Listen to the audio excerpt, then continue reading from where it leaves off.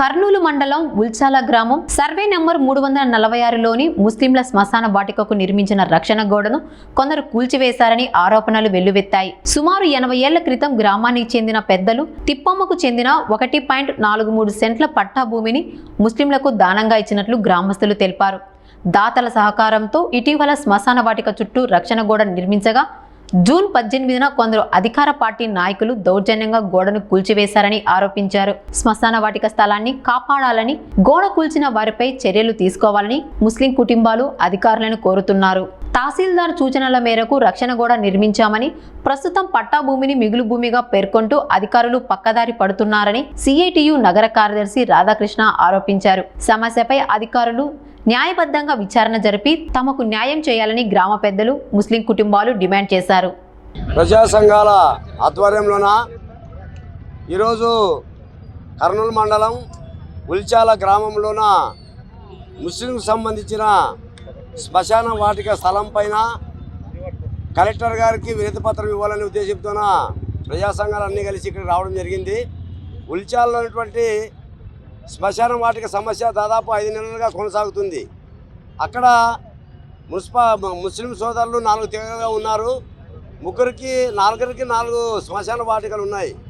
ఆ శ్మశాన వాటికల్లోన ఒక తెగకి అక్కడుండే ఒక దాత దాదాపు 80 సంవత్సరాల క్రితమే 1 ఎకరా 43 సెంట్లు శ్మశాన వాటిక ఇచ్చాడు. ఆ శ్మశాన వాటిక స్థలము రోజు కబ్జా అయిపోయి దాదాపు ఇప్పటికి ప్రస్తుతానికి 10 సెంట్లు మాత్రమే మిగిలింది. ఆ 10 సెంట్లు కూడా ఎవరైనా ఆక్రమించుకుంటారనే ఉద్దేశంతోన ఆ మైనార్టీ సోదరులు దాతల దగ్గర ఫండ్ వసూలు చేసుకొచ్చి వాళ్ళ యొక్క కాంపౌండ్ వార్డు నిర్మించినారు.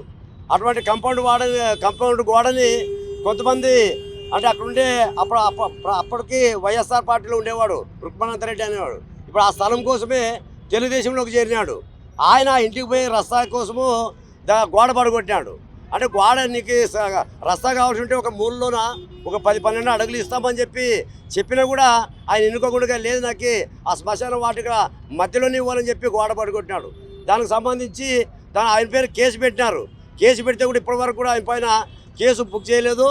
ఏదో మాట్లాడి ఏదో అల్లుని ఇంటికి పిలిచి మాట్లాడి పంపడం కూడా జరిగింది. అట్లే దాంతోపాటు ఈరోజు ఏమి ఆ శ్మశాన వాటికి అక్కడ ఉండకూడదని చెప్పి ఒక దుర్మార్గమైన ఆలోచనతోన మత ఘర్షణ పెట్టడానికి కూడా కొంతమంది అధికార పార్టీ వాళ్ళు ఆలోచన చేస్తున్నారు. చాలా దుర్మార్గం అది.